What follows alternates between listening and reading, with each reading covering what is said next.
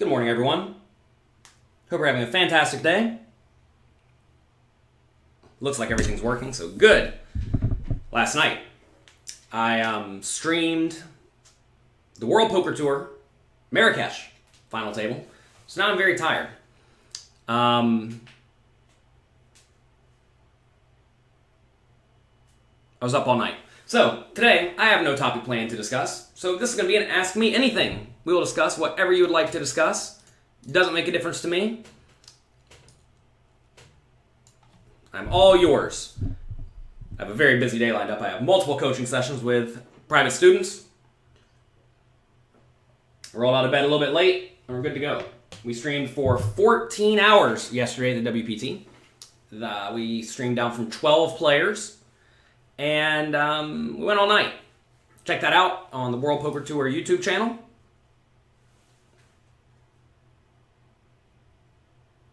Laurelyn says, I'm handsome. Thank you. I do my best to be as good looking as I can. I know I'm tired. My eyes look a little puffy. But that's A-okay. At which point should you leave the table? Should you have a time goal or a money goal? In my opinion, you should leave whenever you don't think you're profitable any longer. So what does that mean? When are you no longer going to be profitable? Well, usually that means you are tired. The game's no good. Maybe you've allotted a specific amount of time to play, and that time is up, right? All sorts of things like that can make you want to leave.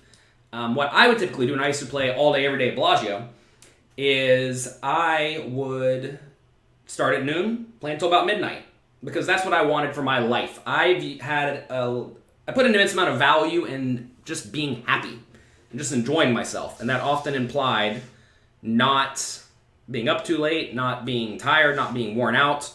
And that's what I did. But I probably left money on the table because at the end of the day, winning money was not my main goal. When do you give up with a big bluff? Asked Louis Philippe, a perpetual bluffer.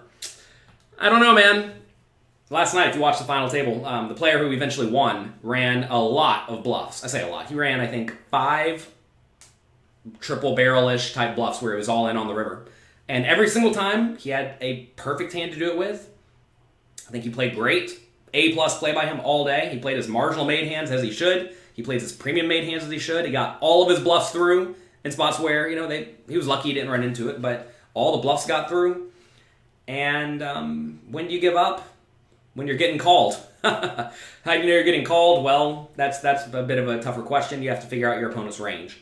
Obviously, if you're playing live poker, sometimes you can just look and tell that your opponents are calling, right? If they're calling, clearly you don't want to be running bluffs. What's the best strategy when you're playing a tournament? Play the tournament well. I mean, that's it. What made me want to start coaching? A long time ago, I realized that I learned a ton from the people who were better than me, people who were willing to help me. And I wanted to be able to help others. That's just how it works. I think if you recognize the immense value of education, whenever you do finally get the education, when you actually know what you're doing, you're almost obligated to help other people who want to progress. I realize poker may come off as a somewhat selfish game, but it's not really. What modern day books would you recommend to learn tournaments cash? You think your poker books are outdated? Mastering Small Stakes No Limit Hold'em. It's really the only book you need, in my opinion. Where is it? Here it is. Mastering Small Stakes No Limit Hold'em. We discuss range analysis. Some people may look at this and say, oh, how am I supposed to memorize all these charts? Well, you're not supposed to memorize the charts. You're supposed to learn how to make them yourself. That way you can know how to play any scenario. As you see, we break the hands down: premium made hand, draw, marginal made hand, and junk. And you go from there. You can find this at jonathanlittlepoker.com/mastering. It's a big book. It's a hard book. It's not for someone who just wants to get drunk and have a beer and read a chapter or two. It's not going to help you. But if you actually want to study, here you go.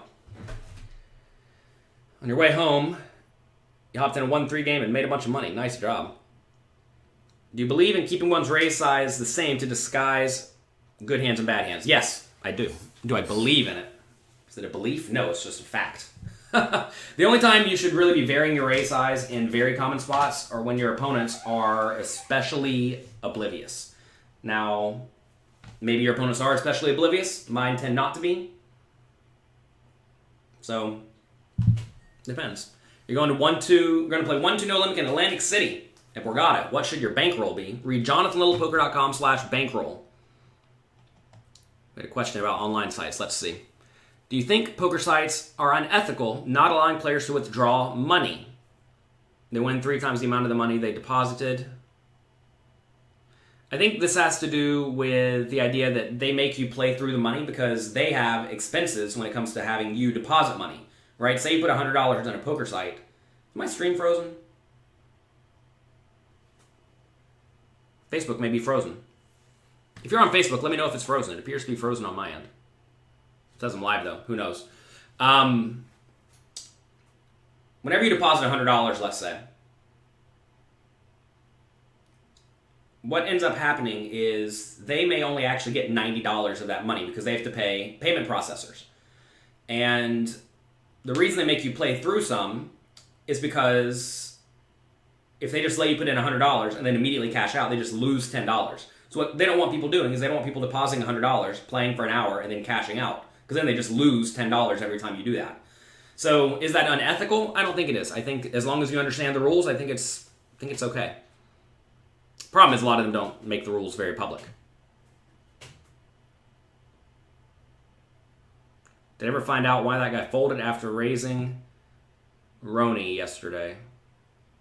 I have no idea what hand you're talking about. They played a whole bunch of hands. You notice a lot of pros raised a standard 2.5 raise. Do you still find this true in 1-2 no limit? No, most people raise way bigger in 1-2 no limit because they're not very good at poker. Most people raise way too big. And to be fair, if you're playing a game with high rake, like 1-2 no limit, you often should be raising relatively large. Working fine on Facebook. It's just frozen for me for some reason. That's fine. I don't need to see myself. Everyone who's asking questions about how to play a tournament with a specific structure, realize, please, the structure does not actually matter all that much. All you need to know is how do I play my stack size at the moment, and the effective stack size, whatever you're dealing with. It's not, oh, this is a turbo, so I need to play every hand, or this is a slow tournament, so I can be really nitty. Like, no, that is not how it works. If it has a slow structure, it means there's going to be less variance in it. If it has a fast structure, there's going to be more variance. And that doesn't mean you should drastically change your strategy. When you take down notes, do you take down notes on things you want to discuss while commentating? No. I just go on the fly. Someone asked me the other day, like, how do you prepare for a long day of commentating or prepare for a long day of tournaments? And I'm a legitimate professional. I don't really have to prepare because I have prepared for the last 15 years. Let's see. You think you can achieve that with my cash game course? Let's see. Not sure what you're asking to achieve. But if you study the cash game course, you will get way better. You can find that at pokercoaching.com/cash. Louis Philippe broke Facebook. Come on, Louis Philippe. I made a quiz discussing who has the range and or nut advantage. We do have a very brief quiz on that. Quite often, to say it's kind of obvious. Maybe it's not. Maybe it's something I need to make. Good idea. Quiz on range and nut advantage. We have a simple one with like 10 questions, but maybe we need to just do more of that because that is certainly something that people have a problem with. I talked about using smaller continuation bet sizes in certain spots. Yes, typically, not always, but typically, as you're betting more frequently, you want to be betting smaller. So, say you raise for early position and the flop comes king 7-2, say big blind called. That's the spot where you want to be betting very frequently using a small size. Why? Because you have such a range advantage and you have the nut advantage to the point that your opponents can't do anything about it. You're saying YouTube's frozen? If YouTube's frozen, click refresh. Maybe that'll work. What's the longest cash game session I've had? I don't know, like 24 hours or something. I don't do long sessions. I've learned a long time ago. I need my sleep. Did you shove ace-9 correctly from the small blind with 17 big blinds? Probably. What book do I recommend next after mastering small stakes no limit hold'em? I recommend you study a ton on pokercoaching.com. Go there, sign up, study hard, and you will progress. That's it. If you want a book, if you want to study book, a hard book, check out Modern Poker Theory. Here's this book. This is not actually my book, but I have my hands in it. This is these two books. Only 1,000 pages. This is all you really need to know to crush No Limit Texas Hold'em. Modern Poker Theory plus Mastering Small Stakes No Limit Hold'em. I would definitely suggest you read this one first. This is more of a prerequisite to this. This book, you can be a non-super pro and be okay in it. Kind of unlike a lot of the other very good theory books. For the longest time, for example, a lot of the best pros swore by a book, Expert Heads Up No Limit Hold'em, I believe it's called, by Will Tipton. It's an amazing book if you are a genius. I could barely get through it.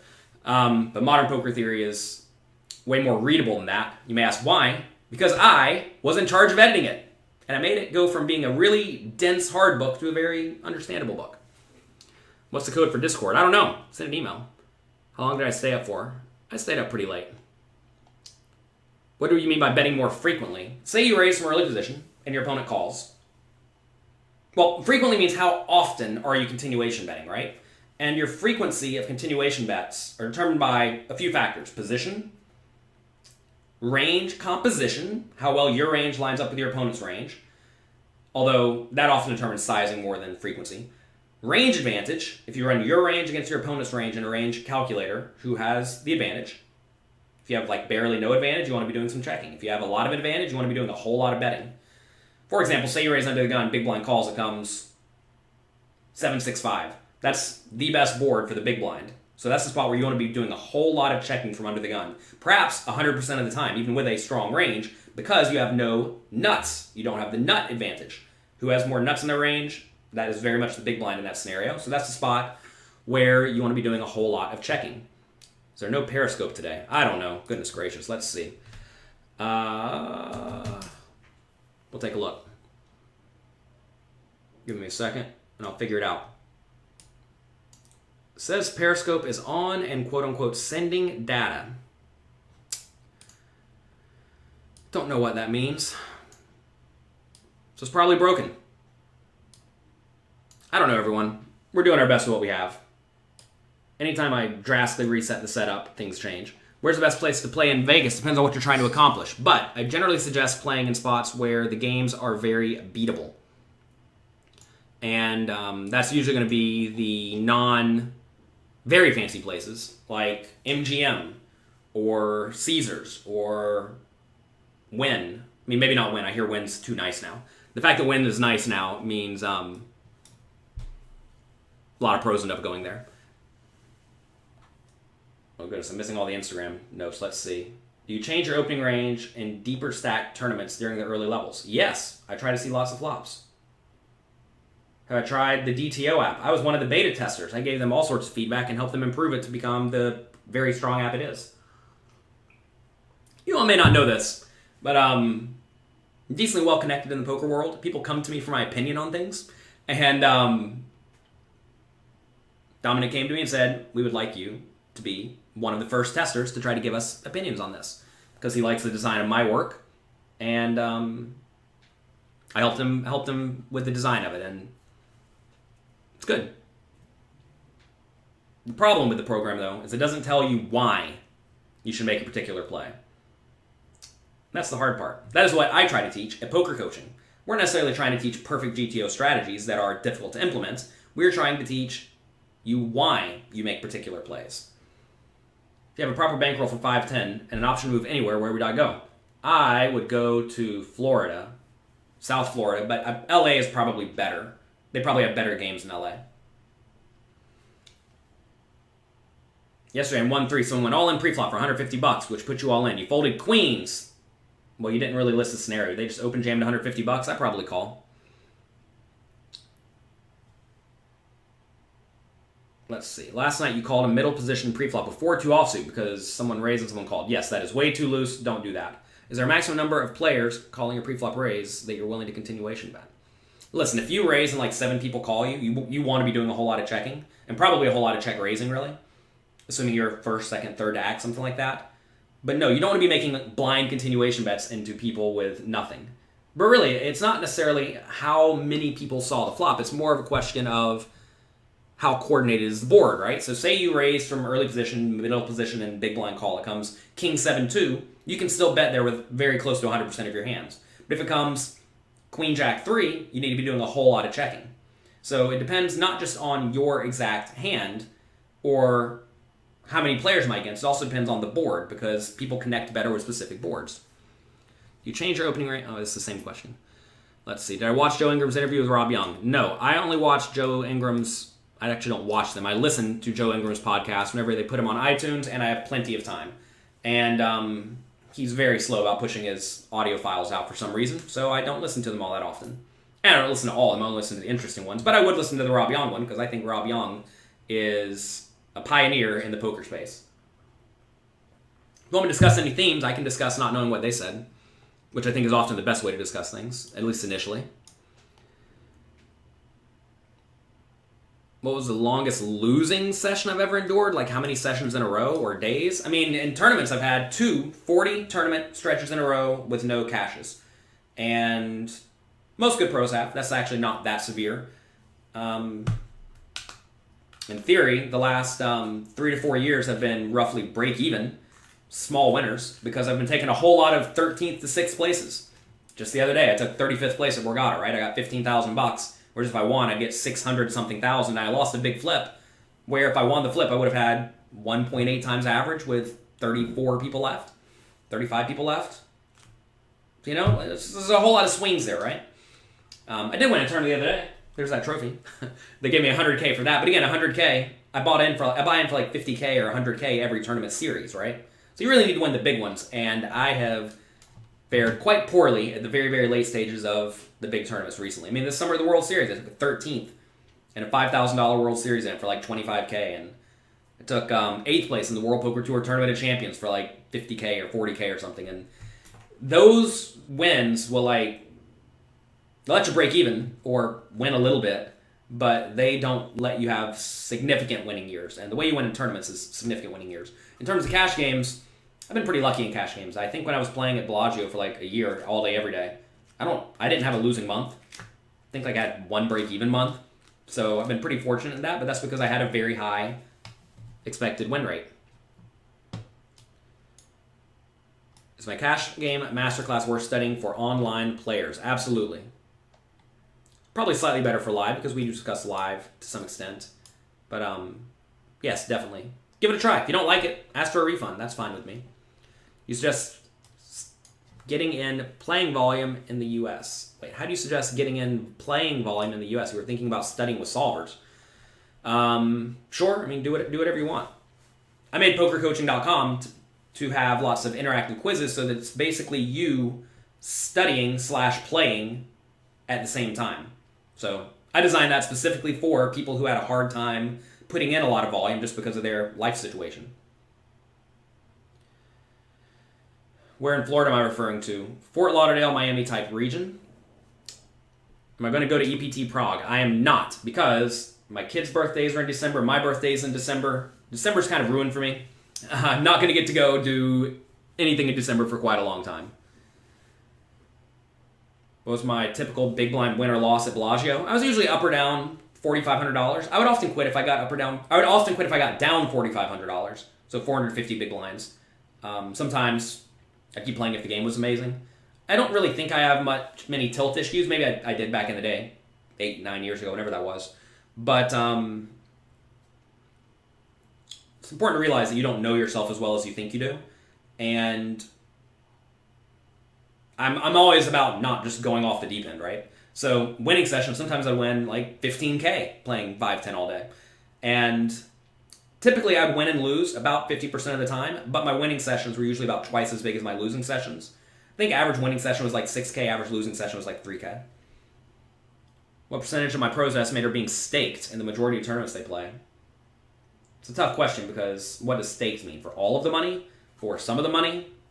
I think a lot of people sell a little bit of action.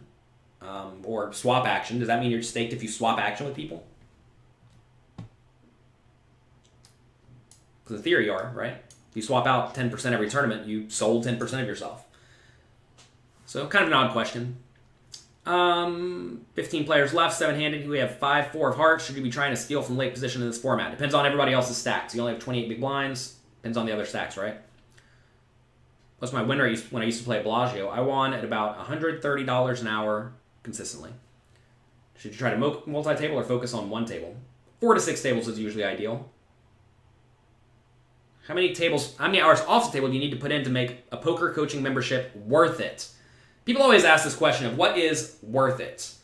And in reality, you have to figure out what worth it means for you. For example, I'm a member of basically every poker training site because if I watch 4 hours of training content, and let's say it costs me $100, is it worth $25 an hour to me? And the answer is just yes. It's a no-brainer. If you are playing tiny, tiny micro stakes, and you can go from breaking even to winning, and then from micro to small, and then from small to medium, and let's say it costs you $1,000 out the door for a decent amount of, say you say a member to the site for like a year. Is that worth it? Would be to me to go from not winning to winning, but for some people like, oh, that's too expensive. $2 an hour for coaching? I can't afford $2 an hour for coaching. And if that's the case, then paying for coaching is probably not right for you. Louis Philippe says the poker coaching quizzes are amazing. Having a pro walk you through the hand and commenting on how you play it is just like private coaching. It is.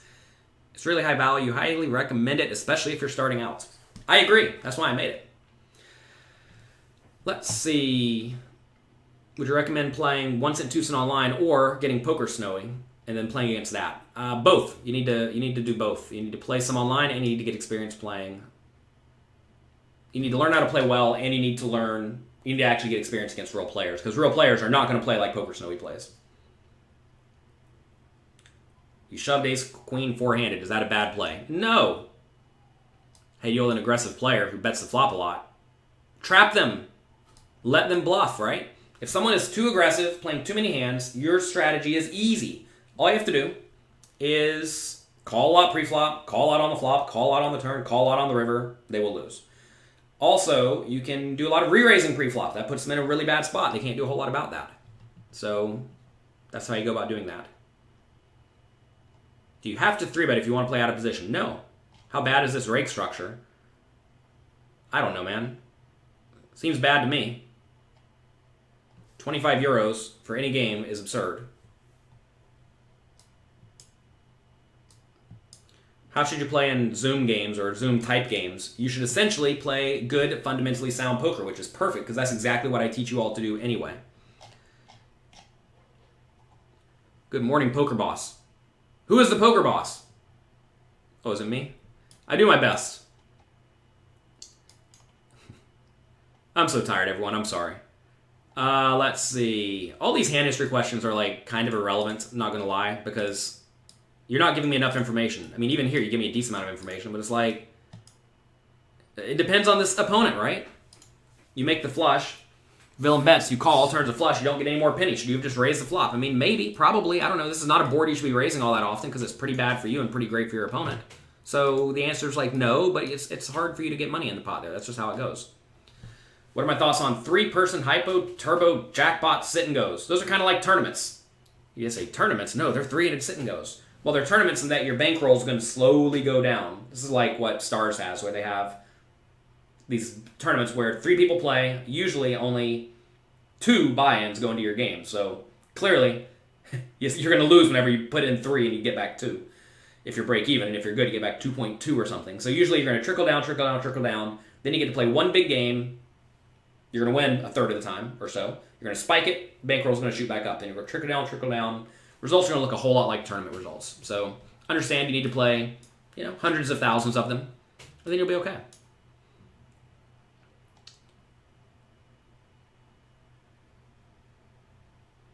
Let's see.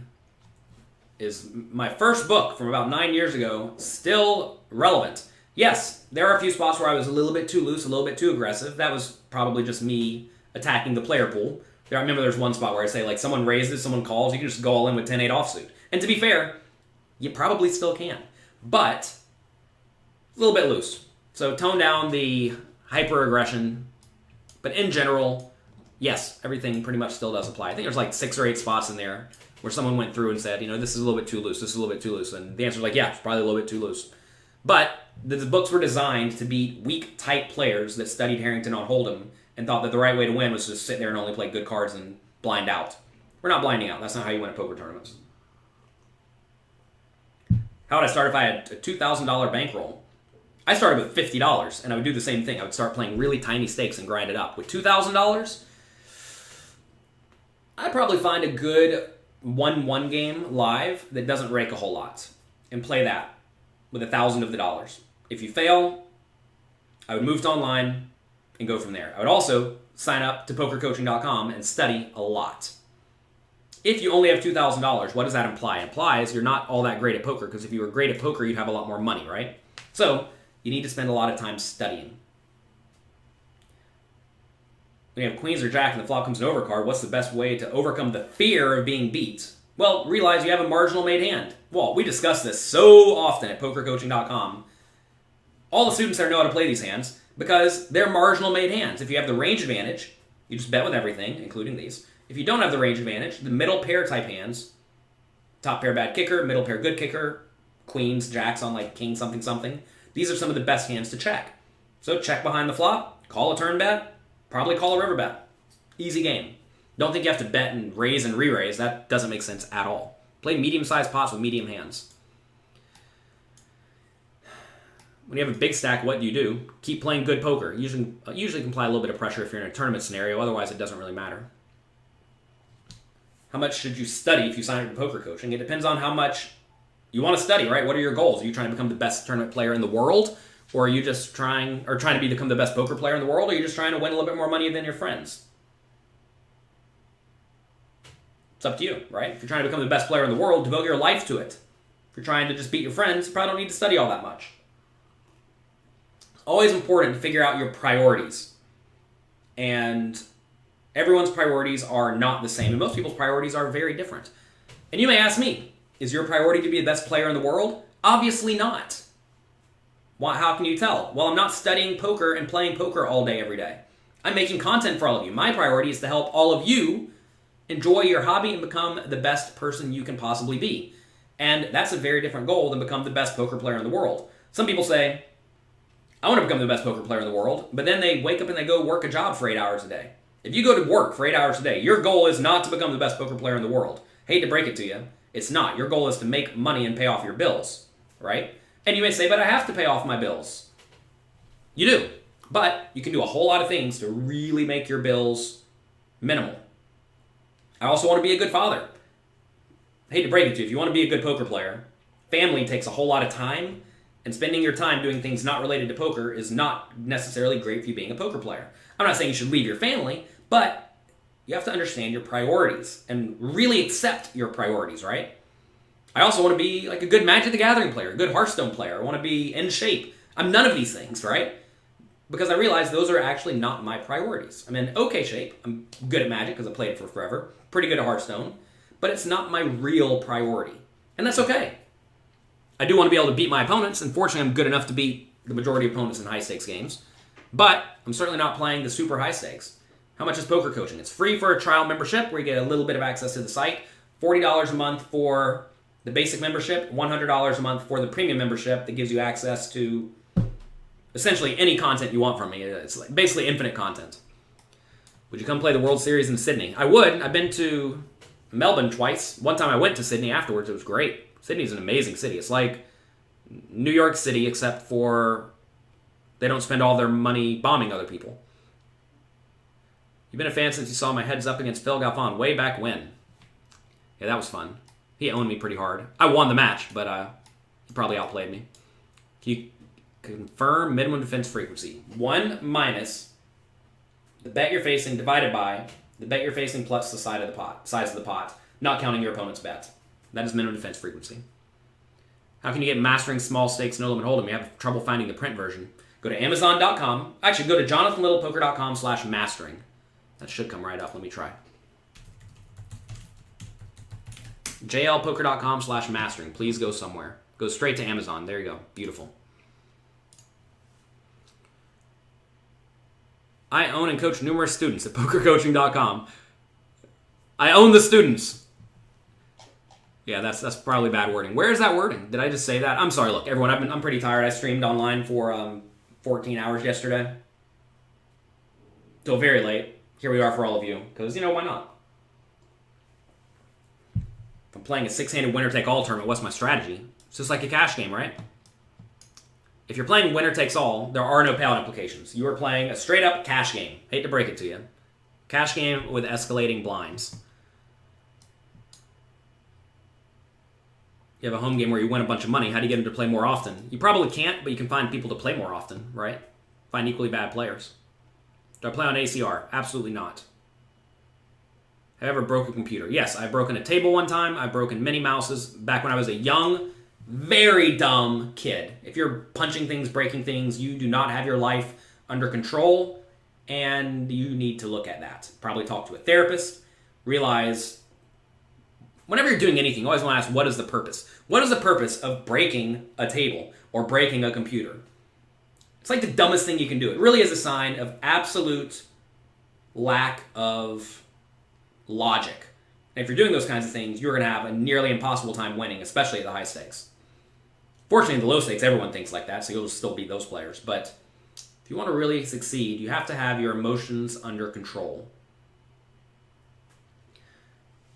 DSAS says, since starting Poker Coaching Premium and going through all the classes, it's opened your eyes and you highly recommend it. Well, good. Thank you. I do my best. I made the site that I wanted to have myself.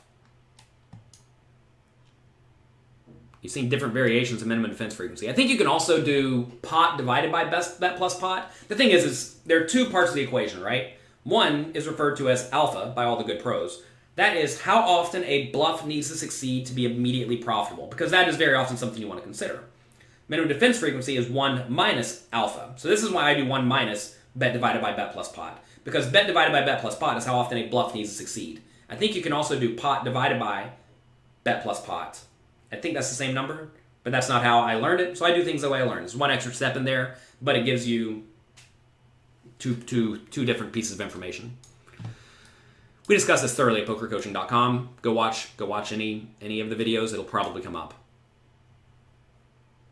There's 2 new guys doing videos. We have more and more poker coaching coaches. We have 2 streamers who have a decent following who wanted to get better at poker. So I said, hey, why don't you stream poker coaching for an hour or so once a week and promote the site? Check it out. What's their background? They play a lot of online poker and they stream a lot. What's the most memorable hand I've played? I don't remember hands. That is not how my brain works. I am quite bad at remembering things.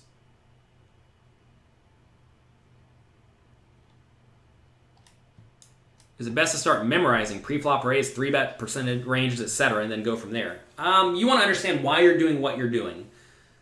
I realize that a lot of my books have charts in them, but those charts are not there for you to memorize. Those are to illustrate specific examples.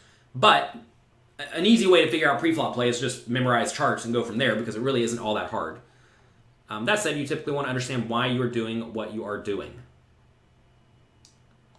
Best way to get started. Mastering Small Stakes No Limit Hold'em. Read it, understand it, go from there. Does my content have anything for cash games? Yeah. Go to pokercoaching.com/cash to see my cash game masterclass. It's a very long course, lots of examples, has quizzes attached to it. It's for cash games. Do I play on ladder or arena? Not arena. That feels like a pure waste of time to me. If I play constructed, what am I currently on? I don't even know. I haven't played the last 2 days. What am I currently on? The Hunter deck. The Highlander one. What else do I like playing? I don't like it currently. Game's not very fun to me. Maybe the Shaman deck, the one where you get to do things twice. Doing 2 things twice is good.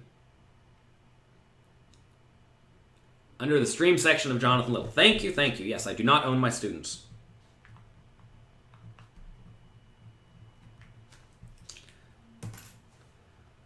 It's not how life works. Matt says, hey, John. Hey, Matt. How's it going?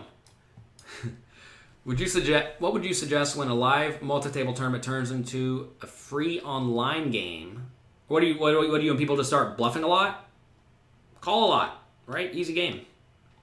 What do you think of playing the opposite schedule of the online series? So if WCoop's going, play in the morning. I think it's actually not a bad idea, especially if you're not playing the high-stakes tournaments already. One thing a lot of my friends do is they don't even go to the World Series of Poker anymore. They just stay home, like in LA or in Florida, and they just grind cash games. Because all the good players go to Vegas, and all the bad players stay in LA. So it's them with a lot of marginal regs. So pretty much no matter where you are during the summer, that's really peak poker grinding time live, because that is when you get to play with all of the... Either you go to Vegas, that's where a lot of the bad players are, or you stay home and there's just a lack of good players. That's when people are playing. So summer times are when you want to be playing live. WCoop times is when you want to be playing the opposite schedule. I definitely like that idea. Am I going to WPT Borgata in January? Probably. What do I think of various practice sites? I think they all have merits and they all have flaws.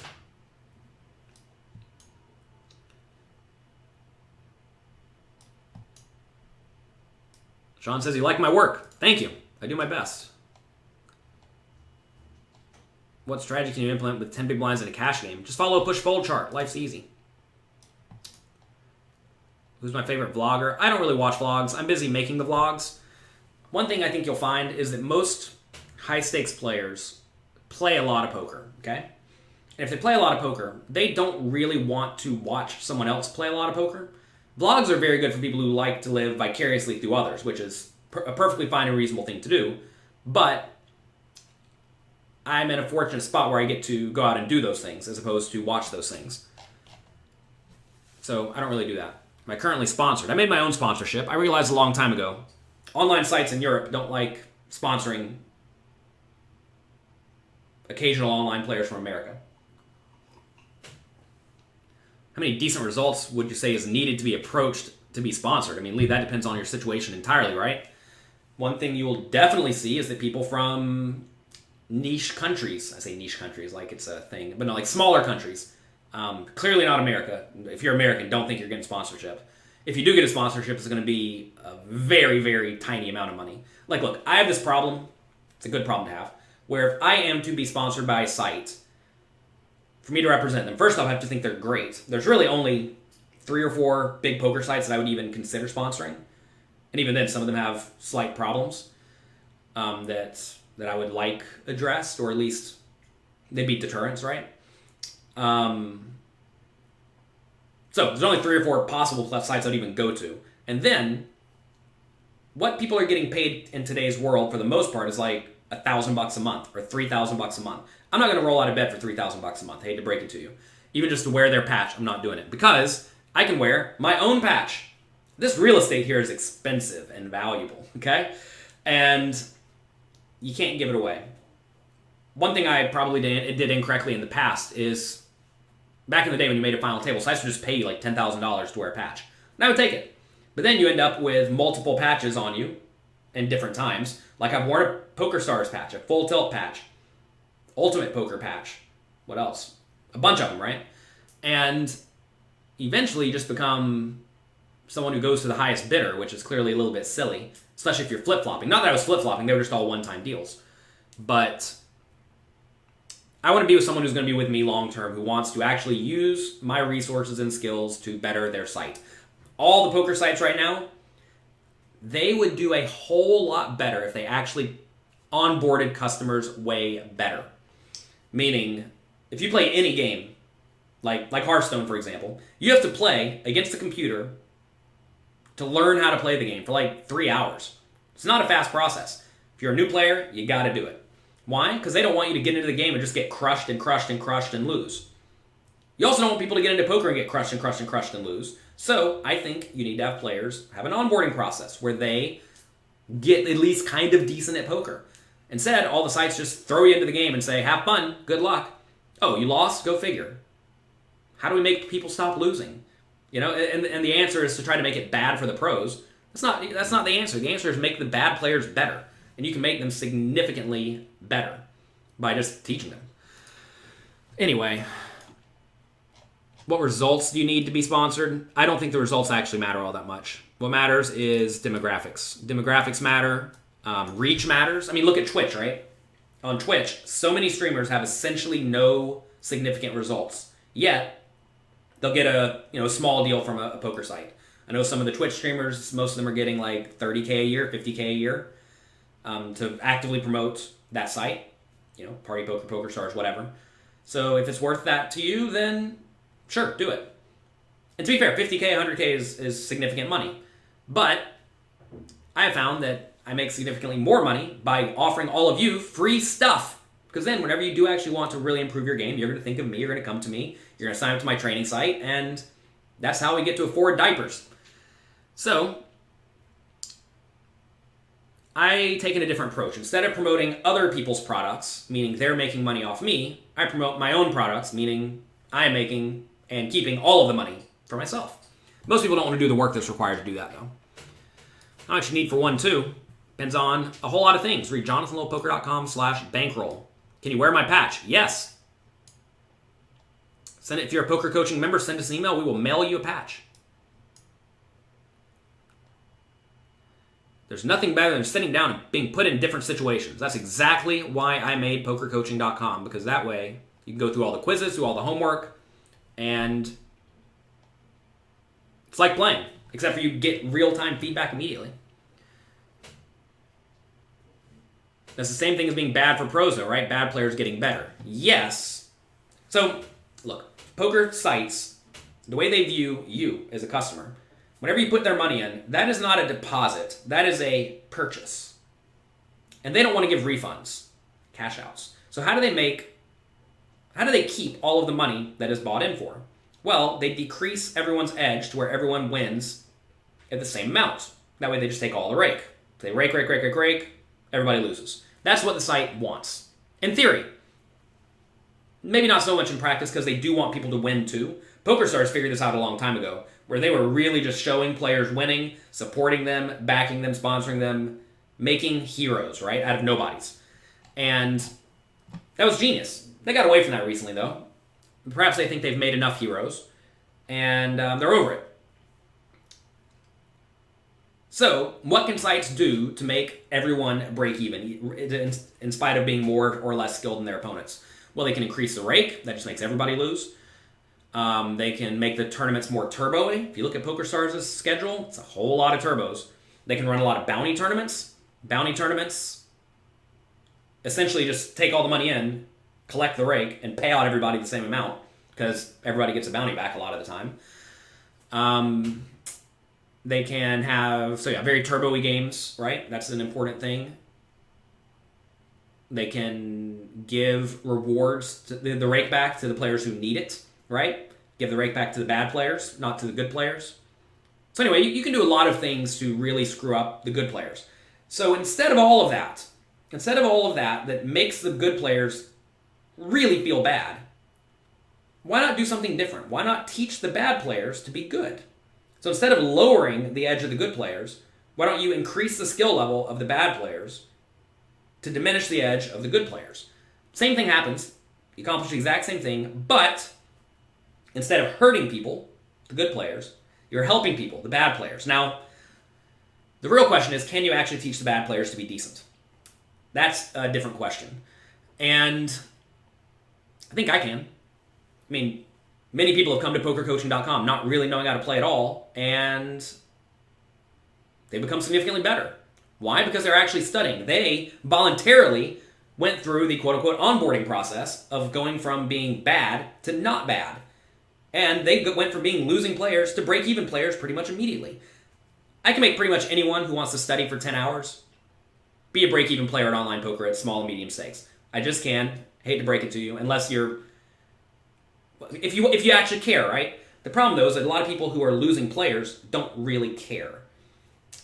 But if they don't care, you don't really care if they lose, right? It's not that big of a deal. And you do need winners. So the players who are just not going to study, don't care at all, they're going to lose, and that's A-okay. Fine. That gives the winning players a little bit of a refund. But most people, I think, don't want to just put their money in and get crushed. And I can teach them to put their money in and not be crushed if they're willing to go through the tutorial. Now, will people be willing to go through the tutorial? It's a hard thing to know. But games like Hearthstone, they make you go through the tutorial. You have to. If you don't get to play. And that probably turns off some people. They're like, oh, I just wanted to play. Now I don't get to play. But the tutorial's fun. It's useful. It's helpful, right? And I can make a useful, helpful poker tutorial. That is something I could do for a site that would make them appear to be helping the players, because they actually are, and it would make it to where the good players don't feel bad about that site effectively screwing them, right?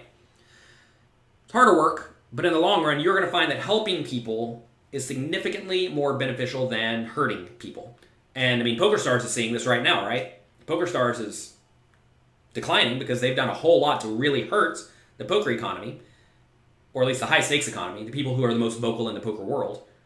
And Party Poker is doing the opposite of that. They are actively just throwing money at everybody. They're taking the approach of just give people tons of money and they will come, which also seems to be only halfway true. People don't even want free money. What do people want? They want to do what they want to do. The problem is they don't want to do the things that are good for them. So you have to make the things that are good for them appear very, very, very attractive. All right, let's see. What are my thoughts on ACR and Bovada? They exist. See jonathanlowpoker.com/USA. What's the next thing coming to our site? I'm going to be making a tournament masterclass. I haven't started it yet. Actually, I've barely started it. That's in the pipeline. We have a new coach coming on board very soon. Actually, I have 2 new coaches. Jonathan Jaffe, who I think is one of the absolute best poker players in the world. And again, I hire the people who I want to learn from. Where I have Lexi Gavin coming on, who is a great cash game player, plays tournaments, also is the VP of Charity Series of Poker. She's coming on. We have a few streamers coming on.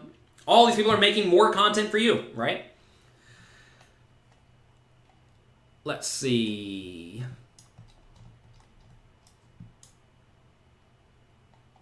Mark says you went from bad to less bad. Well, if you think you're less bad, then you're probably actually pretty good. Most people just think they're amazing.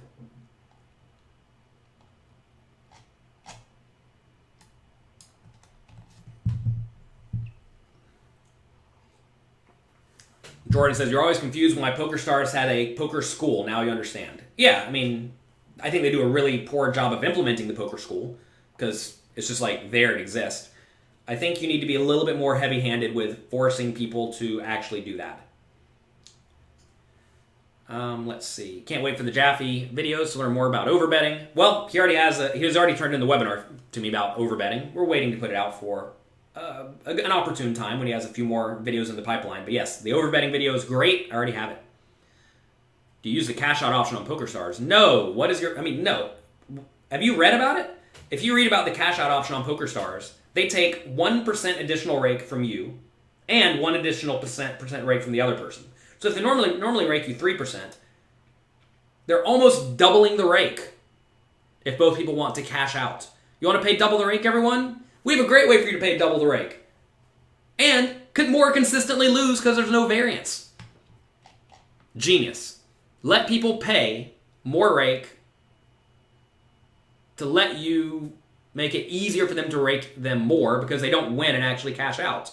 In theory, they should offer this for free because then there'd be no bad players winning, right? I mean, you don't mind swings. You want swings. Actually, you don't want swings. I'm sorry. You don't want swings, right? Poker sites want everyone to break even so they get more rake. So in theory, they should make you pay to have the variance. But a lot of people are deathly afraid of variance, and they're willing to pay money to not have variance. When they come to the casino, it makes literally no sense. So what's my opinion on paying twice as much rake? I would suggest you not pay twice as much rake. That's just me. What's my thought on Venetian's 100,000 total prize pool? I think it is a horrible thing for the players, clearly. And the problem with this, what Venetian's doing is they're having a tournament. I think it's like $200 buy-in tournament. $200 buy-in, 150K guaranteed, period. So if they get 300K in buy-ins, they just keep 150K. So 150K total. You all may not realize this. This is actually how almost every other major game runs their tournaments. You may say, what? How do other games run? Well, take Magic the Gathering, for example, one I have a lot of experience with. I don't even play it because of this issue. They'll do things like, if there are more than 500 players, they'll have X prize pool. Less than 500 players, they'll have a different prize pool. So if there's like 499 players, everybody's really getting hosed. If there's 1,000 players, everybody's really getting hosed. And that's just how these games run all the time. And they can get away with it because people play for fun. People are willing to go and play for fun. So, why would anyone go play that, Polly says? Because Venetian doesn't care if you actually care about winning or losing. They want you to play for fun. You go to play for $200, maybe you get lucky and win a raffle. And that's okay with them because you know what? They don't want good players at their casino. They want degenerate gamblers at their casino. They've made it clear they do not want anyone winning in their venue. And the easiest way to do that is to rake everyone 50%. And who's going to be happy getting raked 50%? The absolute bottom of the barrel poker players who are terrible. And they're going to take their winnings and go right into the pit and shoot them off there. They're going to go give it away elsewhere, right? So Venetian has essentially decided that we are going to make our game such that people cannot win. I mean, they do blackjack tournaments like this too, by the way. In a lot of casinos or on cruise boats, they'll have a $50 buy-in blackjack tournament with $1,000 guaranteed, but it's actually $1,000 total. Those end up breaking like 50%. I mean, I'm telling you, this is how a lot of other games work. And poker has been very fortunate so far to the point that this has not happened. But this little experiment is probably actually going to go pretty well. Because what's going to happen is they're going to meet the guarantee. Because people are going to show up, and if there's a free roll, added money, they'll show up and they'll try to collect it. They'll probably right at meet the guarantee. Maybe they do a little bit better than meeting the guarantee. And then, if they really do well, basically it's a free roll for them. Because if they do poorly, whatever, it was a promotion. If they do well, they're like, oh my god, look at how much more rake we took. So instead of taking 15% rake, we actually took 40% rake. Look how smart we are. Let's do all of our tournaments like this. And they'll just continue doing that indefinitely. And to be fair, people are now like, oh, we need to boycott Venetian. Have you all not been paying attention for the last 8 years? I've been boycotting Venetian for 8 years because they are actively trying to get rid of online poker. If you go to Venetian and play at Venetian, you're saying, I want to support the ban of online poker. Because that's where your money's going. Do you think it's plus EV to play in a soft event due to good players boycotting it? Plus EV, yes, and this is the problem, is that a lot of poker players only care about themselves. I skipped plenty of good tournaments at Venetian. And, because I don't care about money all that much. I care more about the future of poker. Let's see what all you're saying about this. I'm really interested to see how the scammed Venetian tournament series goes. It's not really a scam though, Mark. They are very clearly saying what they're doing. They're not hiding behind it, right? They're saying, yeah, this is a great promotion. What we should do, if all the players were smart, we would all get together, all of us, every poker player in the world, we'd get together. We would let 1 or 2 people play the tournament, however many is required for it to run. We'd all agree. We're going to go there. Everyone's just going to hang out. Maybe we go across the street to the Wynn and have a dinner. We all let 2 people play. Nobody else is allowed to play. If you do, you're ostracized from the poker community forever. Fine. Now, 2 people play. They chop up $250K. They get $125K each. They take that money. They split it among all the poker players. We all get $20 or whatever it is out the door for every poker player. And we go home. And we do it every single time they do this. That is the way to go about crushing this. The problem, though, is that poker players are greedy. They do not work together very well. I mean, I am one of the few poker players who is able to get poker players to work together. I mean, you see my book right back here. I'm making another one of these right now. It's taking all my time, by the way. Excelling at No Limit Hold'em. We have gotten these pros to all collaborate and work together. How do we do that? By being friendly, by being useful, by providing value, by helping others, right? And like if you told me I had to get all these people together to do something, we make a union, we can do it. No problem. We make it happen. The problem, though, is that I can't get every poker player in the union. And what would happen is inevitably there'd be enough players who go there, mess it up for everyone, and it doesn't work. Can't they just cancel the guarantee? Probably. That might be the sick thing. Imagine they all go there and they get like 100K in buy-ins instead of 250. For all we know, maybe they just cancel it. That would be fantastic. I mean, why not? Screw them, right? Who cares about the players? That's what Venetian's saying. So anyway, if you like the active destruction of poker, support Venetian. If you want poker to exist to the point that it's actually a profitable game, then you should probably not play Venetian. I think that's going to be it for today. I have a coaching session starting in 4 minutes. I should probably go do that. What are my thoughts on Party Poker? I think Party Poker is doing a great job. They're doing the opposite of what Venetian is doing. They are throwing money into poker, and they are supporting it. They are probably the site that's doing the absolute most currently to support the game, and I give Party Poker as much action as I can. I'm happy to. I'm going to their big tournament series in November. I commentated their stream last night. Right? I mean, I do whatever I can to support the companies that are doing great work. Like Party Poker, like WPT, like PokerStars even. They are doing their best to continue to grow poker. I know they've done a few things wrong, and they are doing their best to right their ways. But I support the companies that do good work and work hard to make sure we have this game in the future. Doug Polk is calling for a boycott. I've been calling for a boycott for 8 years.